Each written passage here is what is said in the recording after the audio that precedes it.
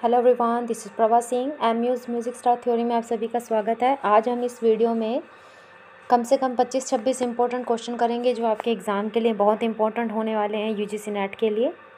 तो हम स्टार्ट करते हैं, ठीक है। पहला क्वेश्चन हमारा, संगीत संघ नाम से विद्यालय की स्थापना किसने की थी? इंदिरा देवी ने, श्रीकंठ ने, प्रतिभा चौधरी ने या फिर रविंद्रनाथ टैगोर ने? संगीत संघ नाम से विद्यालय की स्थापना किसने की थी? इंदिरा देवी, श्रीकंठ, प्रतिभा चौधरी या रविंद्रनाथ? संगीत संघ नाम से विद्यालय की स्थापना किसने की थी? इंदिरा देवी, ये रविंद्रनाथ, रविंद्र संगीत से क्वेश्चन है। तो इसका आंसर क्या आएगा? इसका आंसर आएगा ऑप्शन नंबर सी है ये, ठीक है। प्रतिभा चौधरी, प्रतिभा चौधरी ने संगीत संघ नाम की संस्था की स्थापना की। दूसरा क्वेश्चन है, इनमें से तबले के किस घराने का प्रभाव किसी भी घराने से नहीं पड़ा है? अजराड़ा, बनारस, लखनऊ या फिर पंजाब? इनमें से तबले के किस घराने का प्रभाव किसी भी घराने से नहीं पड़ा है?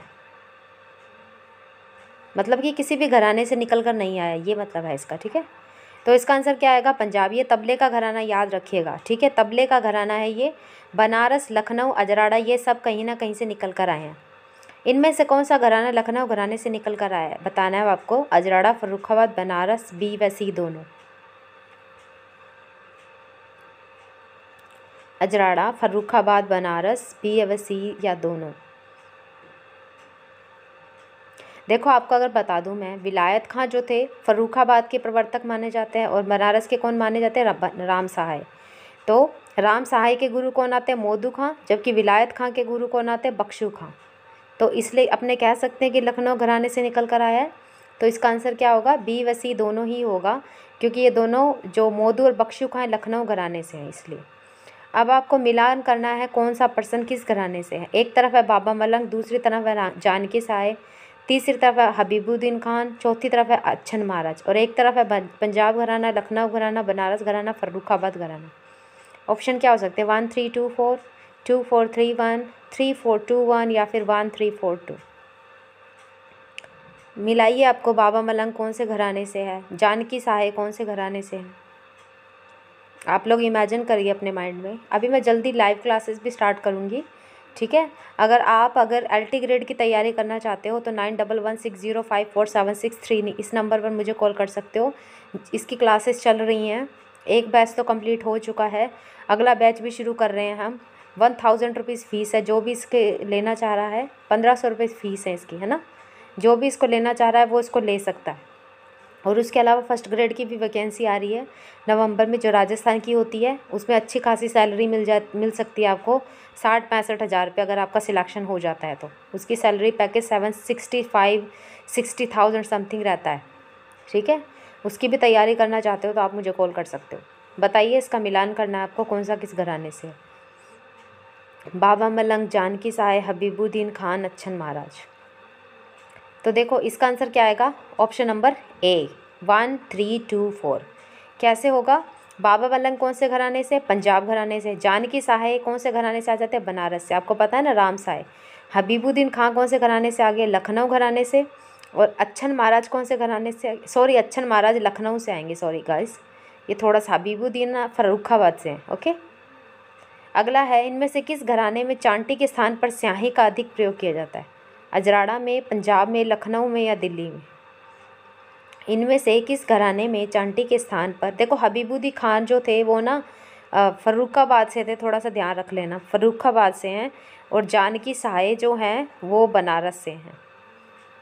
बताइए कौन सा चांटी के स्थान पर स्याही का प्रयोग होता है? तो इसका आंसर क्या आएगा? ऑप्शन नंबर सी, लखनऊ घराने में।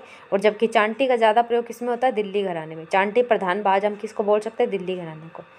अब देखो, किस ग्रंथ में मार्गी संगीत को गंधर्व और देशी संगीत को गान की संज्ञा दी गई है? संगीत रत्नाकर में, संगीत मकरंद में, नारदीय शिक्षा में या राग दर्पण में? किस ग्रंथ में मार्गी संगीत को गंधर्व व देशी संगीत को गान की संज्ञा दी गई है? संगीत रत्नाकर, संगीत मकरंद, नारदीय शिक्षा या राग दर्पण?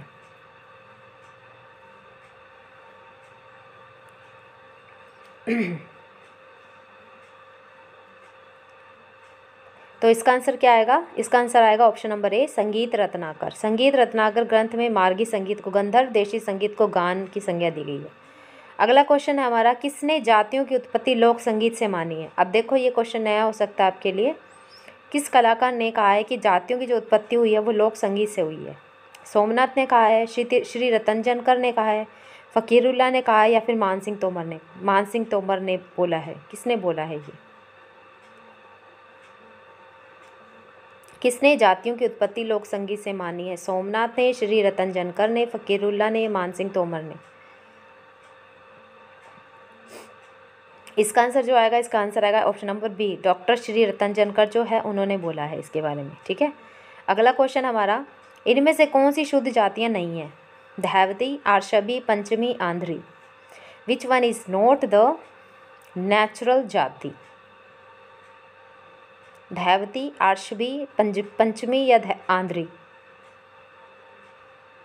ये तो आप बता ही दोगे, इजी सा क्वेश्चन है ना। फिर भी आप बता सकते हैं, कंफ्यूज होने वाले कंफ्यूज भी हो सकते हैं, बताने वाले बता भी सकते हैं। तो कौन सी नहीं है इसमें? इसका आएगा ऑप्शन नंबर डी, आंध्री नहीं है। ठीक है, आंध्री जो है वो शुद्ध जाति नहीं है। अगला क्वेश्चन हमारा क्वेश्चन नंबर 9, आधुनिक कालीन और स्वरों को और उनकी श्रुतियों का आपका मिलान करना। ये आधुनिक काल की बात हो रही है। मैंने जब भातखंडे जी का बढ़ाया था आपको, तो मैंने बताया था कैसे करना है आपको, 1 3 5 7 8 10 11 14 15 18 20 21। अब देखो, अगर श्रुतियों के नाम याद है तो आप आराम से कर सकते हो। एक तरफ है षडज, एक तरफ है कोमल ऋषभ, एक तरफ है तीव्र मध्यम, एक तरफ है निषाद, एक तरफ है मंदा, दयावती, प्रसारिणी, उग्रा। अब आपको इसको मिलान करना आधुनिक कालीन के हिसाब से। षडज कौन सी श्रुति पर है?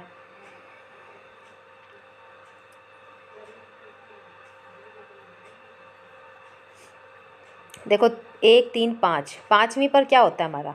षडज होता है ना। तो अगर आप इसको ऐसे मिलाओ तो आप पहले से ही ऑप्शन से आइडिया लगा सकते हो। ऑप्शन क्या बनता है? ऑप्शन नंबर बी बनता है। कैसे बनता है?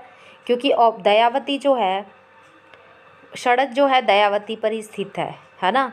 तो बाकी ऑप्शंस को आपको देखने की ज़रूरत ही नहीं है, आप सीधे कट कर सकते हो, आप एक से ही आइडिया लगा सकते हो। बस ये है कि श्रुतियों का क्रम आपको प्रैक्टिकली याद होना चाहिए, तभी आप सही से कर पाओगे। जैसे अभी मैं आपसे पूछूं, आधुनिक कालीन जो प्राचीन कालीन जो शुद्ध निषाद है वो कौन सी पे होगा? तो सबसे लास्ट श्रुति कौन सी आती है? शोभिणी आती है ना। शोभिणी आती है तो मतलब शुद्ध निषाद उस पर है। लेकिन आधुनिक काल के हिसाब से तो शुद्ध निषाद 22 पर नहीं है। आधुनिक काल के हिसाब से, आपके हिसाब से कौन सी श्रुति पर है? आप निकालिए इसको, आधुनिक कालीन षडज की श्रुति पर है, उस हिसाब से आप निकाल सकते हो आप आराम से। तो देखो इसका ऑप्शन नंबर क्या आएगा? ऑप्शन नंबर बी है ना। ऑप्शन नंबर बी ही इसका सही है। षडज जो है वो दयावती पे, जो कि 5वीं श्रुति का नाम है। कोमल ऋषभ का नाम क्या है? मंदा है ना, तीसरी पर है, तीव्रा कुमुदती मंदा। उसके बाद तीव्र मध्यम ये 11 श्रुति पर है। 11 श्रुति का नाम क्या? प्रसारिणी। ठीक है, और निषाद ये 21 पर है। निषाद का नाम क्या हो गया? उग्रा। निषाद का नाम हुआ उग्रा। जबकि शोभनी जो है वो प्राचीन काल के हिसाब से 22 पर है। तो प्राचीन काल के हिसाब से 22 पर अगर हम करें तो 22 पर शुद्ध निषाद जाएगा, जो कि प्राचीन काल के हिसाब से, और आधुनिक काल के हिसाब से उस पर कोई भी स्वर नहीं। अगला क्वेश्चन हमारा, प्राचीन कालीन 11वीं श्रुति पर अंतर गंधार है, तो आधुनिक कालीन उस श्रुति पर कौन सा स्वर है? मध्यम, तीव्र मध्यम, पंचम या फिर गंधार? प्राचीन कालीन 11वीं श्रुति पर अंतर गंधार है, आधुनिक कालीन उस श्रुति पर कौन सा स्वर है? एक तो ना आपके लिए ना मैं क्वेश्चन लाने आपसे ना बंद कर दूंगी, क्योंकि आप लोग तो कोई रिस्पॉन्स ही नहीं देते हो। आपसे कुछ भी पूछो कोई जवाब ही नहीं आता आप लोगों का। सिर्फ क्वेश्चन देखते हो, ना लाइक करते हो, ना शेयर करते हो, हमेशा बस क्वेश्चन देख लिया, लिख लिया, बस हो गया।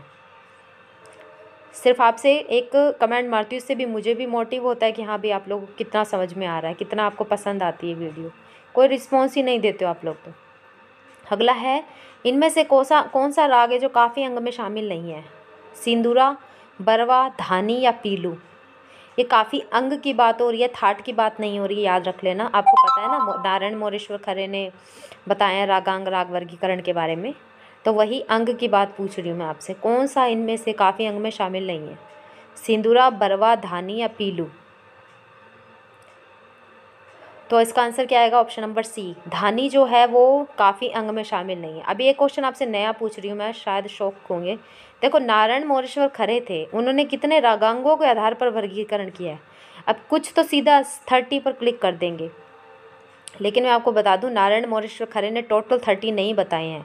वैसे 30 माने जाते हैं आधुनिक काल के हिसाब से, लेकिन नारायण मोरेश्वर खरे ने रागांगों के आधार पर रागों का जो वर्गीकरण किया है उसके अंतर्गत उन्होंने 26 ही रखे हैं, 30 नहीं रखे हैं, याद रख लेना। लेकिन रागांग राग वर्गीकरण का उल्लेख किसने किया? नारायण मोरेश्वर खरे ने, ये पूछा जा सकता है। तो ये नारायण मोरेश्वर खरे रखोगे। आधुनिक काल के हिसाब से रागांग राग कितने हैं? तो 30 आएगा। लेकिन जब नारायण मोरेश्वर खरे ने कितने रागांगों के आधार पर रागों का वर्गीकरण किया तो आप 26 ही फिल करोगे। अगर जिस भी पर्सन को इस क्वेश्चन में डाउट है वो मुझे पर्सनली मैसेज कर सकता है, मैं उसको प्रूफ दिखा सकती हूँ। ओके, चलिए अगला क्वेश्चन हमारा, राग और वादी स्वर बताने हैं आपको। राग और वादी स्वर बताने आपको। मारू बिहाग, सूहा कानड़ा, हंस कीकणी, देशी। राग व वादी स्वर बताने आपको। मारू बिहाग, सूहा कानड़ा, हंस कीकणी, देशी। एक तरफ है ग, एक तरफ है माँ, एक तरफ है पा और एक तरफ है पा। इसको आपको मैच करना है। मारू बिहाग जो है उसका वादी क्या है, सूहा कानड़ा का क्या है, हंस कीकणी का क्या है, देशी का क्या है। ऑप्शन है हमारे 3 2 4 1, ऑप्शन बी है 1 2 3 4, ऑप्शन सी है 1 2 4 3, ऑप्शन डी है 1 3 2 4। ये सी 2 बार लिख दिया मैंने, ऑप्शन डी है ना।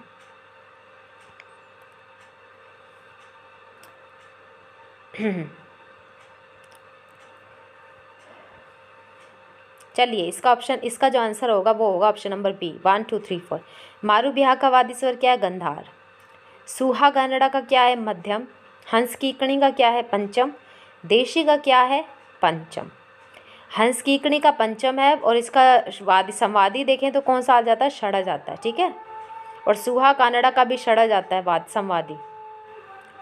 अगला क्वेश्चन आपको, राग मेघ मल्हार का समय बताना आपको क्या है? रात्रि का प्रथम प्रहर है, रात्रि का द्वितीय प्रहर है, मध्याह्न है या फिर अर्धरात्रि है? What will be the right answer of this question? राग मेघ मल्हार का समय टाइमिंग आपको बतानी है क्या है?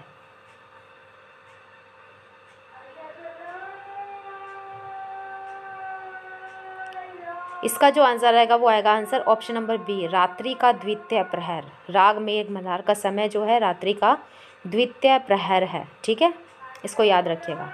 अगला क्वेश्चन है, राग गुणकली जो है वो किस थाट का राग है? आसावरी का है, भैरवी का है, भैरव का या मारवा का है? राग गुणकली जो है वो किस थाट का राग है?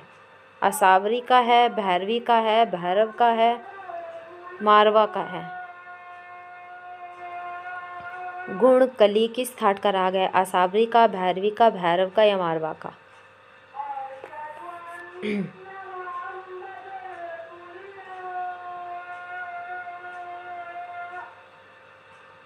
इसका जो ऑप्शन आएगा वो आएगा ऑप्शन नंबर सी, भैरव का। राग गुणकली जो है वो भैरव थाट से माना जाता है।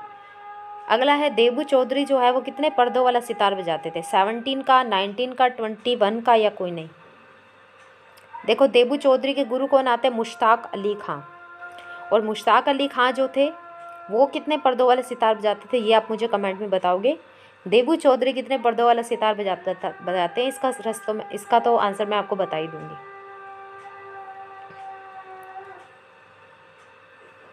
तो इसका आंसर क्या आएगा? ऑप्शन नंबर ए, 17 पर्दों वाला सितार बजाते थे देबू चौधरी। अगला क्वेश्चन हमारा, भीमसेन जोशी को पद्मश्री कब मिला था? 1978, 1976, 1975 या 1972? भीमसेन जोशी को पद्मश्री कब मिला था?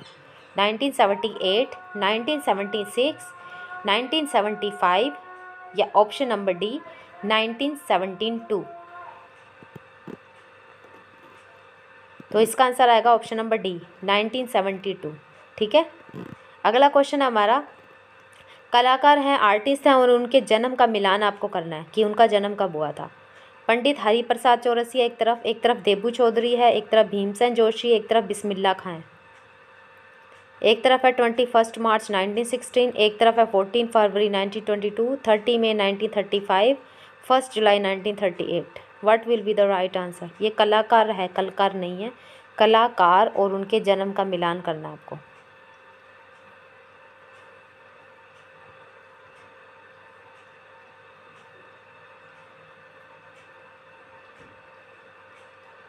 इसका आंसर जो आएगा वो आएगा answer option number A.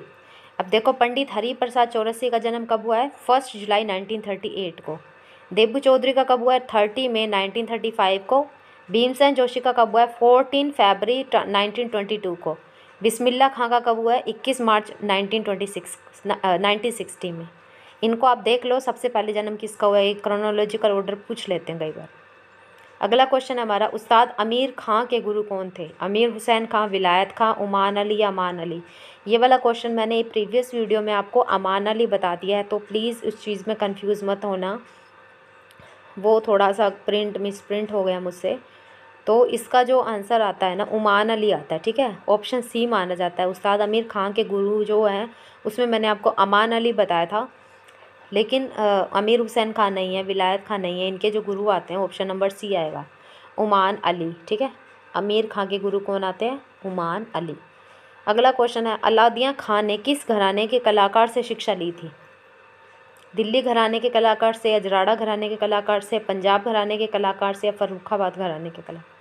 Alauddin Khan. और अलाउद्दीन खान ने जो घराने का मैं आपको बताऊंगी, उस घराने के किस पर्सन से लिए, ये आप मुझे बताओगे।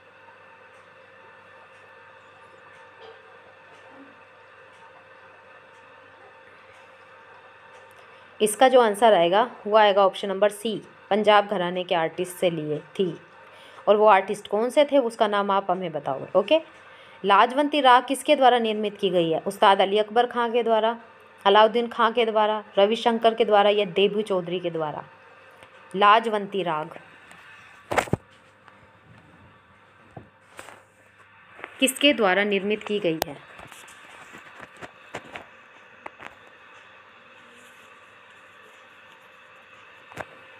लाजवंती राग जो है, अच्छा, परमेश्वरी राग किसके द्वारा निर्मित की गई है? लाजवंती तो बता ही दूंगी मैं आपको, परमेश्वरी राग के बारे में आप बताओगे। लाजवंती राग जो है वो उस्ताद अली अकबर खां के द्वारा रची गई है, ठीक है। मास्टर जी के नाम से कौन प्रसिद्ध थे? अहमद जान थिरकवा, अलाउद्दीन खां, अनोखे लाल, या फिर अल्लाह रखा खां? मास्टर जी के नाम से कौन प्रसिद्ध थे?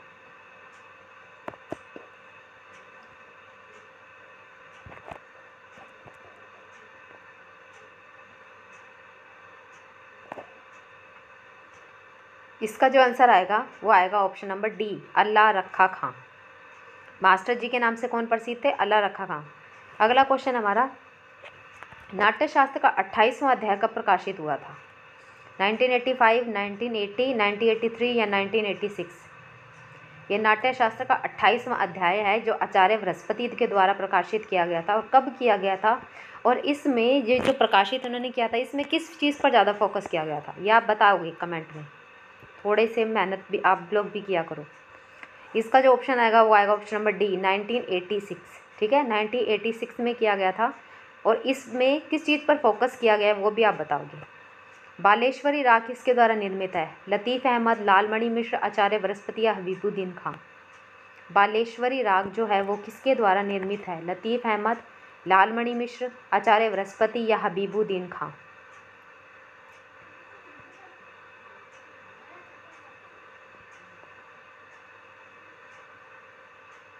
बालेश्वरी राग जो है किसके द्वारा निर्मित है? इसका जो आंसर आएगा वो आएगा answer option number B, Lalmani Mishra, ठीक है। लालमणि मिश्र ने इस राग की रचना की है। अगला क्वेश्चन है, आधुनिक भारत के प्रथम स्वर लिपि के प्रवर्तक के रूप में किसे जाना जाता है? ये प्रथम स्वर लिपि की बात हो रही है, थाट की बात नहीं हो रही। स्वर लिपि के लिए आप हमेशा भातखंडे जी का नाम मत सोचा करो। आधुनिक भारत में प्रथम सबसे पहले किसने लिखना शुरू किया था स्वर लिपि? लोचन ने, त्यागराज ने, क्षेत्रज्ञ मोहन गोस्वामी ने, या माधव विद्यारण्य ने? ये कर्नाटक संगीत का क्वेश्चन है, ठीक है, तो इसको ध्यान रख लेना। कर्नाटक संगीत के क्वेश्चन पूछे जाते हैं बीच बीच में। तो इसका आंसर क्या आएगा? ऑप्शन नंबर सी, क्षेत्रज्ञ मोहन गोस्वामी, ठीक है। क्षेत्रज्ञ मोहन गोस्वामी जो है उनको माना जाता है। अगला क्वेश्चन हमारा, इनमें से किस ग्रंथ में मतंग द्वारा निर्मित देशी रागों का उल्लेख मिलता है? यानी कि आपको पता है मतंग का ग्रंथ है वृद्धदेशी, यानी कि वृद्ध मतलब बहुत संख्या में देशी रागों का उल्लेख किया गया है। तो देशी रागों का उल्लेख उसमें किया गया है, लेकिन मतंग द्वारा निर्मित देशी रागों का उल्लेख और किस ग्रंथ में मिलता है हमें ये आपको बताना है। राग दर्पण में, संगीत राज में, संगीत दर्पण में, या फिर मल लक्ष्य संगीतम में।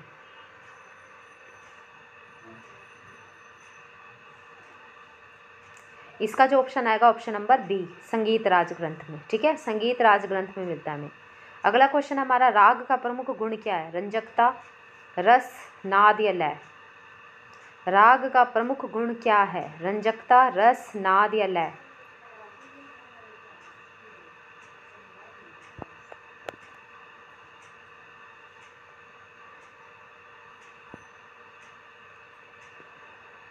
राग का प्रमुख गुण है रंजकता, रस, नाद या लय।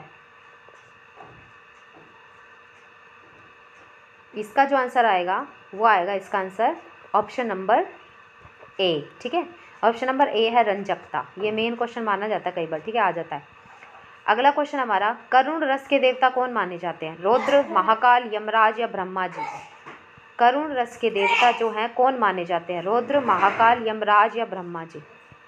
करुण रस के देवता रुद्र माने जाते हैं, महाकाल माने जाते हैं, यमराज माने जाते हैं, ब्रह्मा जी। देखो रुद्र तो नहीं माने जाते, रुद्र का आप रुद्र से आइडिया लगा सकते हो। श्रृंगार रस के देवता जो हैं वो विष्णु जी माने जाते हैं। करुण रस के देवता कौन से माने जाते हैं बताओगे? तो इसका आंसर आएगा ऑप्शन नंबर सी, यमराज। करुण रस के देवता कौन माने जाते हैं? Yamraj. Thank you so much. अगर आपको ये वीडियो अच्छी लगी है तो प्लीज़ लाइक करना, शेयर करना and please subscribe to my channel. Thank you so much.